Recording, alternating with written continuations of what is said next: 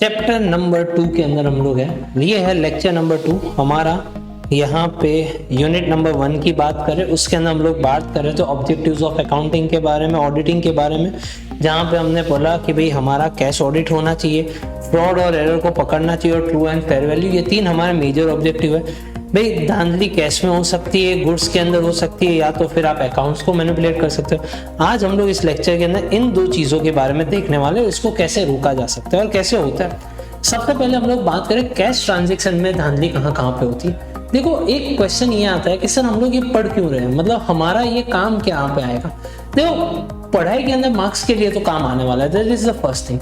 दूसरी एक चीज जो देखने लायक ये होती है कि भाई यहाँ पे हमें समझना ये पड़े कि भाई एम्बेजमेंट ऑफ कैश का मतलब क्या होता है। कि भाई आपके बिजनेस के अंदर आप जब कभी बिजनेस करोगे तो हो सकता है आपके नीचे जो लोग हैं वो कैश की चोरी बुरी कर ले, तो उसको कैसे रोका जा सके। ये तो प्रैक्टिकल चीज है ना, हम लोग मार्क्स के लिए थोड़ी पढ़ रहे हैं, हम लोग यहाँ पे प्रैक्टिकल नॉलेज भी तो ले रहे हैं। आज पता चलेगा कहाँ कहाँ से चोरी हो रही है। आप बोलोगे सर आप तो हमें चोरी सिखा रहे हो। नहीं नहीं, मैं चोरी कहाँ कहाँ से हो रही है वो सिखा रहा हूँ, जिससे आप उस चोरी को रोक पाओ। मैं उसका उपाय भी बताऊंगा। चलो सबसे पहले कैश ट्रांजैक्शन ऑफ सेल्स के बारे में बात करते हैं। अब यहाँ पे अगर मैं बात करूँ तो कई बार क्या होता है, कैश सेल्स जो होता है ना, कस्टमर जो पैसा देता है वो पॉकेट कर देता है आपका सेल्समैन। आपका सेल्समैन क्या है, वो अपनी जेब में डाल देगा, आपको बोलेगा नहीं नहीं वो तो बिका ही नहीं है। अब ये चीज कहाँ पे हुई थी, अगर याद हो मैंने चैप्टर में 1 पढ़ा था, उसमें पानीपुरी का ठेला था, जहां पे एक दिन वो पानीपुरी वाला मुझे खड़ा रख के चला गया था और मैंने पानीपुरी जो है बेच दी। उसे बोला ही नहीं मैंने बेच दी, मैंने पैसे अपनी जेब में डाल दिए।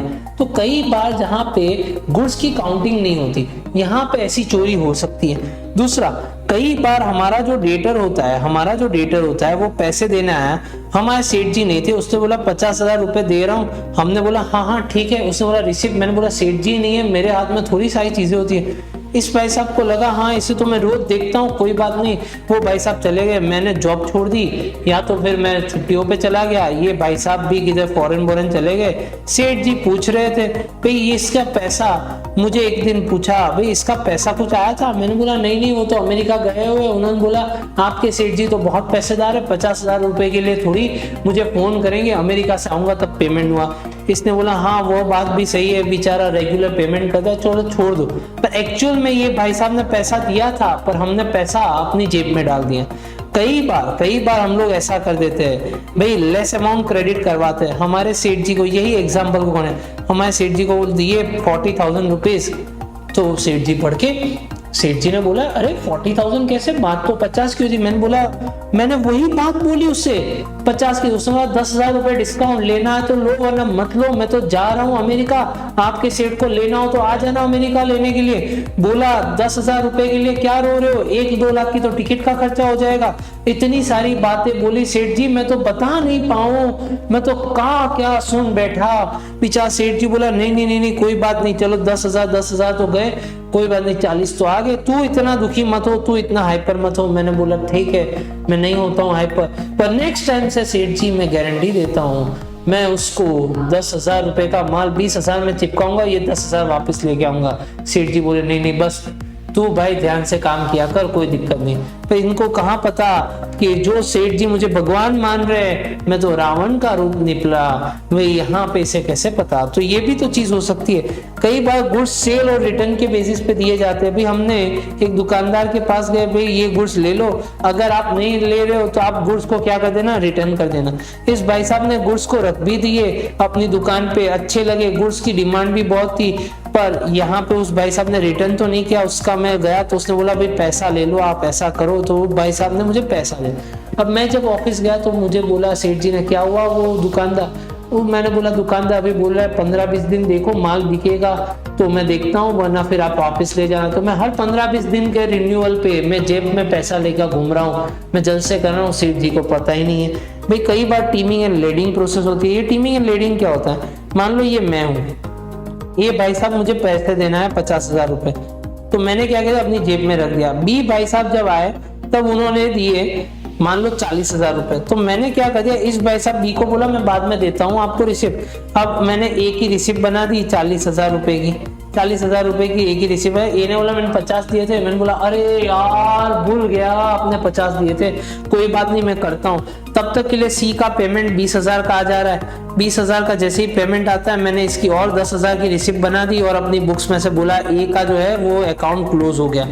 बी भाई साहब को मैंने 10,000 की रिसिप्ट दे दी, 10,000 की रिसिप्ट दे दी बी को। बी ने बोला अरे मेरे तो 40 के थे, मैंने बोला अरे आपका 40 का था, यही सुबह से लोचा हो रहा है। तब तक के लिए डी आ जाता है, देता है मुझे 1 लाख रुपए। जैसे 1 लाख रुपए देता है तो मैं इसका जो है 30,000 रिमेनिंग वो दे देता हूँ, इसका 20,000 रुपए दे देता हूँ, तब भी मेरी जेब में तो पैसे रह रहे हैं। तो मैं क्या कर रहा हूँ, बिजनेस में पूरे पैसे डाल, इसे टीमिंग एंड लीडिंग बोला है। मतलब आगे वाला पैसा देगा तो मैं आगे वाले को रिसिप्ट बना के दूंगा, तब तक के लिए वो पैसा मैं यूज कर रहा हूँ। तो बिजनेस के अंदर तो आता ही जाता है पैसा, तो मैं बीच में मस्त यूज कर रहा हूँ और शांति से जलसे कर रहा हूँ, अपनी लाइफ सेट है। रोज हर संडे को घूमने जाता हूँ, ये करता हूँ भाई। आगे से पैसा आएगा तो वो आगे वाले को हम लोग रिसिप्ट बना के दे देंगे, तब तक के लिए पैसे उड़ाओ। फिर कई बार परचेज के ट्रांजैक्शन में हो जाता है, फिर आपने अपने गुड्स को भेजा तो वो क्या करेगा, फिक्टिशियस परचेज कर लेगा। अब मेरी तो बहुत सारी ब्रांचेज है, अब मैंने क्या किया, मैंने एक बंदे को रख दिया।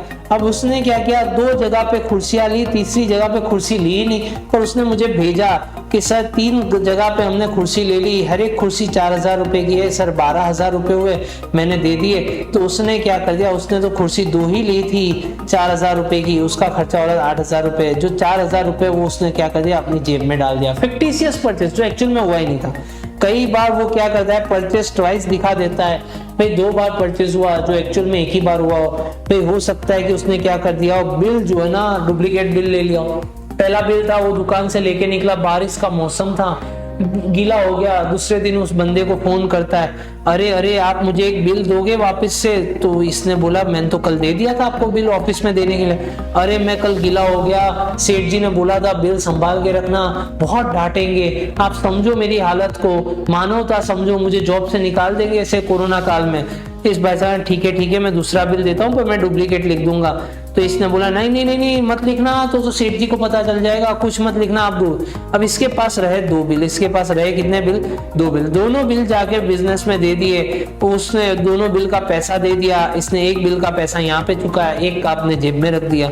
और कई बार पेमेंट क्रेडिटर को क्या कर देता है, वो क्रेडिटर को पेमेंट जो है वो टाइम से नहीं देता। यहाँ से ये भाई साहब बोलेगा अपने बॉस को भी क्रेडिटर का बहुत फोन आ रहा है, पैसा दे देता हूँ, मैं दे के आता हूँ। क्रेडिटर के पास हम लोग जाएंगे, यहाँ से लिए 1 लाख रुपए, हमने क्रेडिटर को बोला 90,000 दिए, सेठ जी ने बोला है भाई 90 से 1 रुपया ज्यादा नहीं दूंगा, 90,000 दे दिए भाई, 10,000 रुपए का तो डिस्काउंट रहेगा। तो इसने बोला ऐसा तो नहीं चल सकता, तो ऐसा हो तो आप सेठ जी को आके मिल जाओ, सेठ जी अभी दिल्ली की ब्रांच में, आप दिल्ली चले जाओ, बात कर लो, मुझे तो यहाँ से इतना बोला हुआ था वो करके। अब कोई सोचेगा दिल्ली कौन जाए, 10,000 रुपए का तो आने जाने का टिकट का खर्चा हो जाएगा, छोड़ो नहीं करते। कई बार ये पेमेंट के वक्त, अब रिसिप्ट के वक्त भी धांधली हो सकती है। भाई कोई रिसिप्ट आ चुकी, concealing the receipt of cash from miscellaneous and extraordinary account. जैसे मान लो आपकी बिजनेस के अंदर बहुत सारी ब्रांच है, अब ब्रांच के अंदर बहुत सारे पस्ती हो रही है, पस्ती का स्क्रैप का जो पैसा है वो लोग बोल ही नहीं रहे, पर वो स्क्रैप का पैसा अपना स्टाफ ही जल्द से कर रहा है। भाई वो सारी चीजें, भाई एक्चुअल रिसिप्ट जो आई, जो पैसा है वो कम कर दे। मान लो मेरी एक ब्रांच है, दूसरी ब्रांच में बच्चे 100 पढ़ रहे, इन लोगों ने बोला सर 90 बच्चे, 10 जन की फीस उन लोग ने खा ली। फिर उसके बाद आता है receipt side of cash book, may be undercast और cash balance should be less. भाई अंडरकास्ट कर दियो खर्चे, यहाँ पे रिसिप्ट साइड के अंदर आया 100 रुपए, 200 रुपए, 500 रुपए। 500 रुपए हमने लिखे नहीं, 500 रुपए बोला नहीं लिखना, 500 रुपए अपनी जेब में डाल दो, तो ये अंडरकास्ट हो जाता है, एक्चुअल अमाउंट से आप कम दिखा रहे हो। ये देखो, ये धांधली करने के बहुत सारे रास्ते होते हैं। अब हम लोग बात करें कैश पेमेंट के वक्त। कैश पेमेंट के वक्त क्या होता है, भाई कैश जो होता है वो बैंक में ले जाने के लिए लेके जाते हैं, पर बैंक तक जमा ही नहीं करते। सेठ जी को आजकल तो नेट बैंकिंग आ गया है, बहुत सारी चीजें आ चुकी है जिससे ये नहीं, वरना तो सेठ जी कब बैंक में जाने वाले, कब पासबुक लेने वाले। भाई इतने सारे ट्रांजैक्शन होते थे, पासबुक भर जाती, पासबुक छोटी सी आती थी, इतनी सी तुप करके भर जाती थी, तो इसमें ये लोचा हो जाता है। भाई कई बार वेजेस जो है वो फिक्टिशियस नाम पे, मतलब मजदूर काम कर रहे हो दो, और हमने पगार सेठ जी को बोला कि भाई सर 3 मजदूर आते, 3 मजदूर का पैसा देना होगा। कई बार सोसाइटी में भी ऐसा होता है, सोसाइटी में माली एक होता है, 4 माली का पैसा ले लेते ये लोग, तो ये चीज हो जाती है सोसाइटी के अकाउंट से। भाई एक्सेस पेमेंट कई बार या तो रॉन्ग पेमेंट कर दिया जाता है, दिखा दिया जाता है कैश बुक में खर्चा हुआ है पर एक्चुअल में हुआ नहीं होता। Fictitious purchase of stationery packing material, भाई पेन खत्म हो गई थी, 4 स्टेपलर लेके आए, छोटी छोटी बातों पर कौन गौर फरमाएगा। अब मान लो चाय वाले के साथ सेटिंग कर ली, बोला 10 चाय जा रही है तो 20 चाय का बिल बना, ऐसी चीज कर ली। हमने कई बार ओवरकास्ट कर लिया अपने साइड पे, भाई खर्चे ज्यादा दिखा दिए, बोला अरे अरे ये खर्चा हो गया, छोटा खर्चा था, प्लम्बर को बुलाया वाइसर, अब क्या सेठ जी नल खोल के वाइसर चेक करने बैठेंगे। तो ऐसी सारी चीजें हो जाती है। अब इसको कैसे पकड़ा जाए,